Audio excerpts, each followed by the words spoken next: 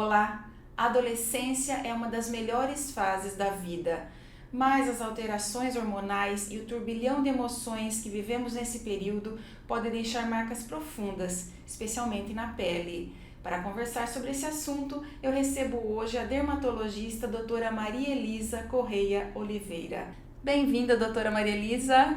Obrigada, é um prazer estar aqui. Prazer é meu em recebê-la e aqui hoje eu vou explorá-la, né, nessa questão aí da acne, das espinhas que afligem muitos adolescentes, né? Doutora, o que acontece na pele, né? Qual é o processo interno que ocasiona aí as espinhas? Atualmente, a acne é vista como uma doença inflamatória. Tem o papel dos hormônios que eles acabam fazendo o hormônio sexual masculino que todo mundo produz, tanto as meninas quanto os meninos. Faz um estímulo na glândula sebácea, então você aumenta a produção de sebo, né? E por uma questão genética aí que não é exatamente muito bem entendida, desencadeia um processo inflamatório. Então, que vai levando à formação do comedão, que é o cravo, e depois a espinha propriamente dita, que é o cravo inflamado.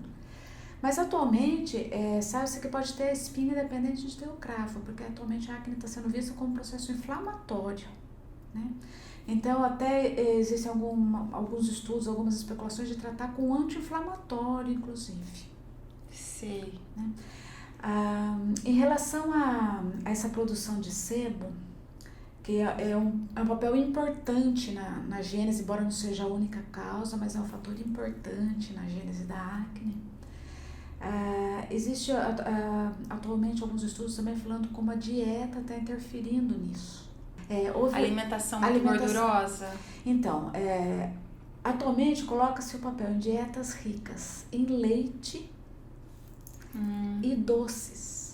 Depois da fase de bebê, o leite já não está tendo a mesma importância que ele tinha antigamente, principalmente na adolescência.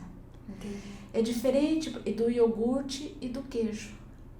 Daí já está mais liberado do que o leite propriamente dito. Então, dietas ricas em leite e doces estão associadas com a piora do açúcar, associado com a piora da acne.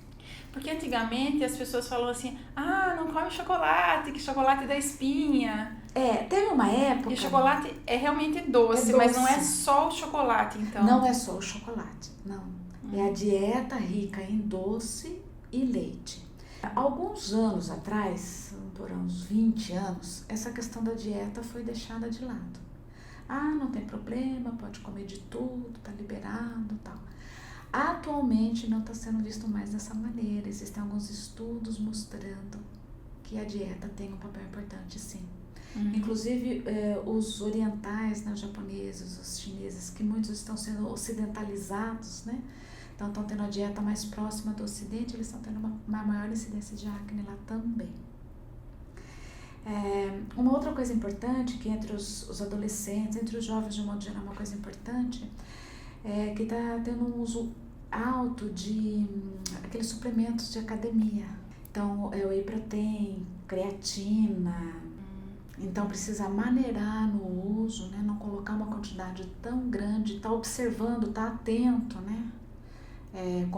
Porque muitas vezes começa com uma dosagem pequena e vai aumentando.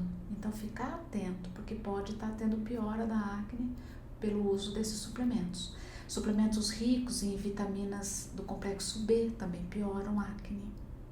Então precisa estar atento. Os adolescentes querem, né? Eles querem usar logo, né? Então é uma pergunta frequente no consultório: posso usar o suplemento? Tem que ser moderado. Com parcimônia. Tem que estar observando isso. E doutora, existe um caráter hereditário na acne? Parece que sim, mas a herança não é bem determinada. Não tem uma regra, não é porque os pais... Se o pai e mãe teve, parece ter uma chance maior. Mas não é porque um dos pais teve que o filho vai ter, não tem uma herança muito bem esclarecida. Mesmo porque tem os outros fatores que acabam influenciando, né? Como a gente estava comentando da dieta. Emocional, o estresse está associado com acne, né? Não só na adolescência, como no adulto também.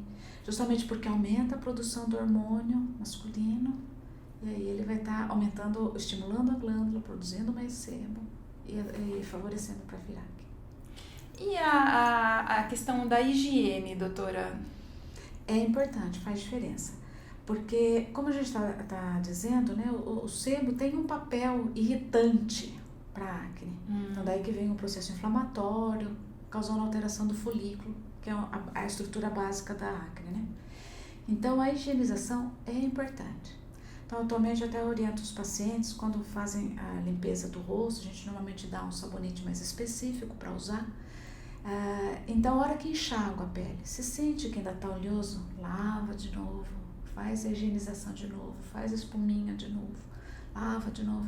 Então, a questão da higienização é importante, faz diferença. É o primeiro passo para o tratamento. Doutora, só assim o sabonete, o gel dão resultados? Na maior parte dos casos, só o sabonete, o gelzinho não é o suficiente. Na maior parte? Na maior parte. Na verdade, o sabonete, a gente orienta para aquela acne que está começando. Às vezes tem criança com 10, 11 anos que já está começando, né? Aquela pré-adolescência ainda, já começa a ter o cravinho, né? O comedão no nariz. Aí, para não dar uma medicação muito cáustica que vai irritar mais, eu te oriento só o sabonete. Mas normalmente, quando a acne já está instalada, não é o suficiente. Aí precisa acrescentar a medicação. Para os casos mais leves, a gente dá os géis que ficam na pele, né? Que você passa e deixa. É o tratamento tópico.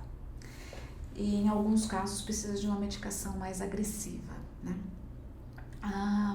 Essas medicações, até uns anos atrás, ainda hoje se usa o antibiótico para tomar na acne, durante o tratamento para acne, associado com os tópicos. Só que está vindo resistência bacteriana. Sim. Então, o tratamento com o antibiótico, ele está sendo preconizado pelo menor tempo possível. A questão da resistência bacteriana não seria só a acne, né? Seriam as outras infecções As mais outras graves. também, né? E é um problema que mundial que está sendo enfrentado, né? Que é da resistência bacteriana. Então, hoje em dia está sendo usado o mínimo possível o antibiótico.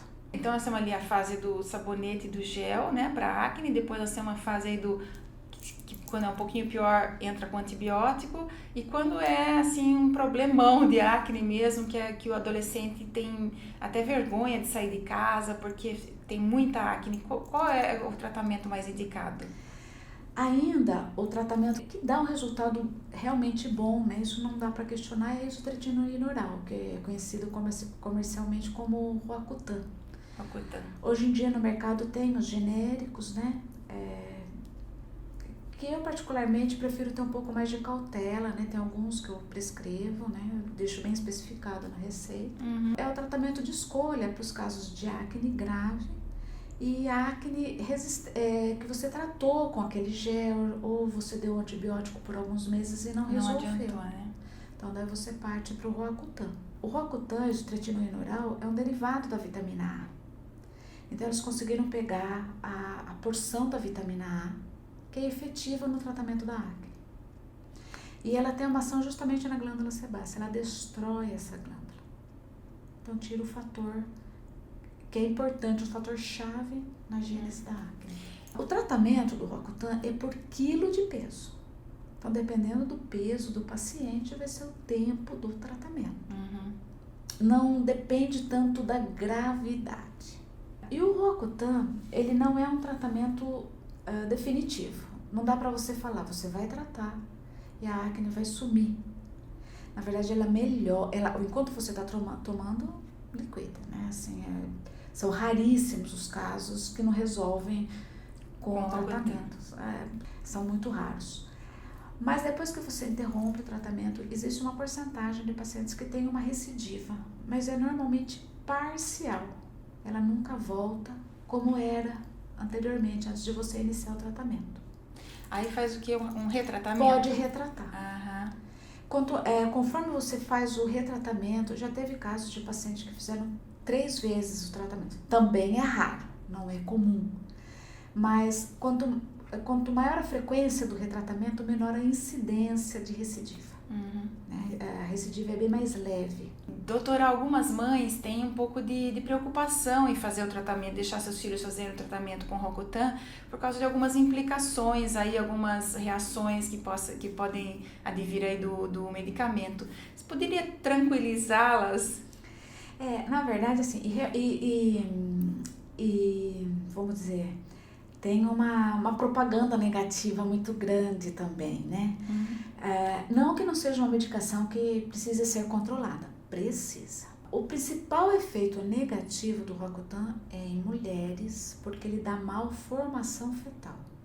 O índice de malformação fetal é altíssimo, né? Assim, não diria 100%, mas muito próximo de 100%. Então, engravidar tomando o Roacutan é preocupação na certa.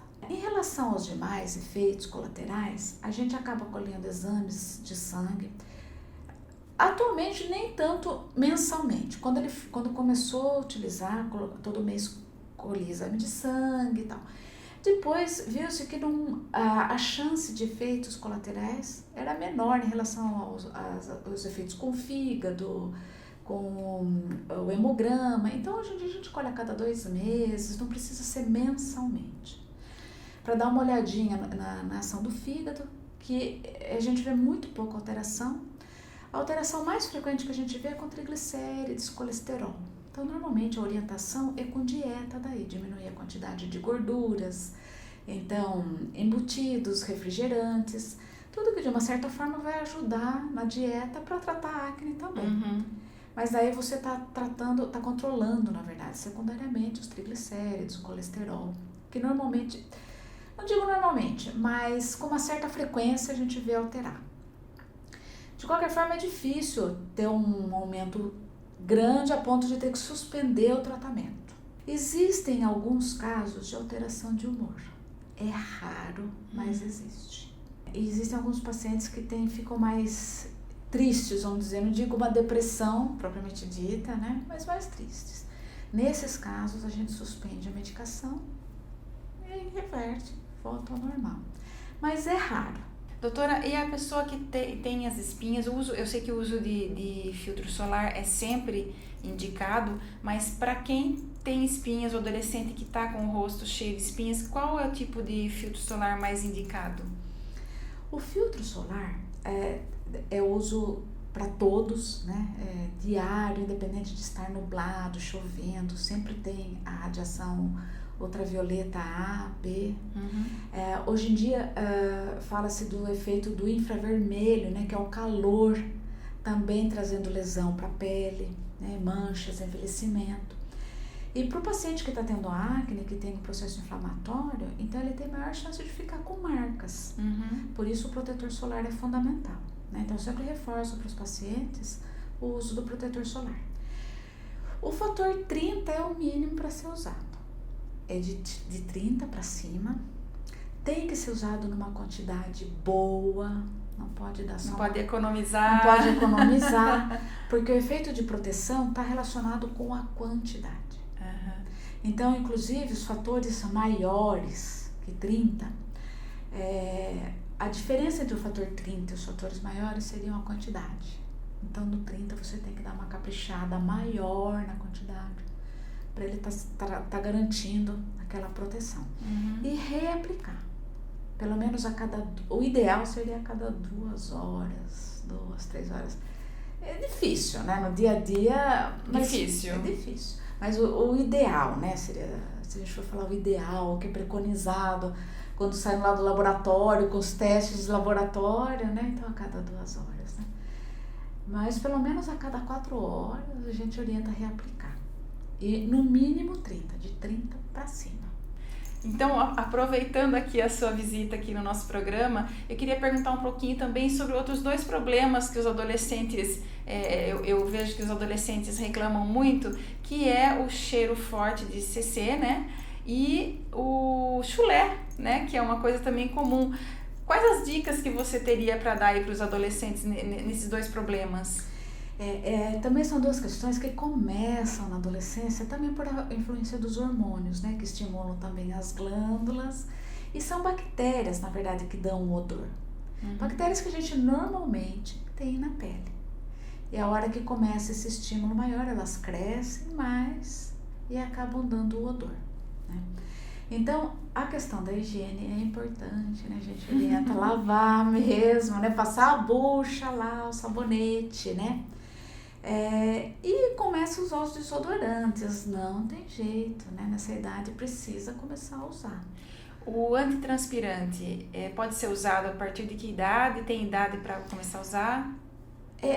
Porque tem algumas mães que têm medo de dar o antitranspirante para pré-adolescente. Mas na verdade não tem uma contraindicação formal. Não tem nada que desabone o uso desses antitranspirantes, né? E normalmente quando começa o incômodo, a criança já está lá com uns 10, 11 anos e eu oriento o uso. Porque na verdade assim, é o único que vai ajudar mais.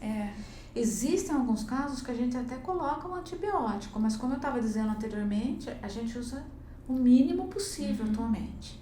Então, só nos casos extremos que o desodorante realmente não ajudou, a gente tem que aplicar o antibiótico, porque às vezes dá até cor no suor, fica meio amarelado. Isso tudo por causa do crescimento de bactérias. Então, a primeira coisa é higiene. Esse é fundamental, porque realmente são bactérias. Colocar um tecido que absorva melhor o suor, então o algodão é melhor, né? E o chulé, doutora? O chulé é a mesma coisa, são bactérias também. Então lavar o pé. O tênis. Pôr o tênis para respirar, né, doutora? Para respirar, para secar, né? Alternar o sapato, meia de algodão. Oriento colocar ou talco, às vezes até maisena mesmo, para chupar o suor. Para secar. Para secar. Né? O vão do dedo. Essa é a receitinha da vovó, né? Receitinha da vovó. Mas é o que ajuda, né? Tem o seu papel. Na maior parte dos casos dá conta, né? Excepcionalmente vai ter que usar uma medicação para controlar. Doutora, foi uma delícia conversar com você aqui hoje. Muito obrigada e parabéns pelo seu trabalho. Obrigada, agradeço imensamente. E obrigada a você que nos acompanha aqui no Lado a Lado. Se você gosta, curta, comente, dê um like e inscreva-se no nosso canal. A gente se vê no próximo. Beijo no coração.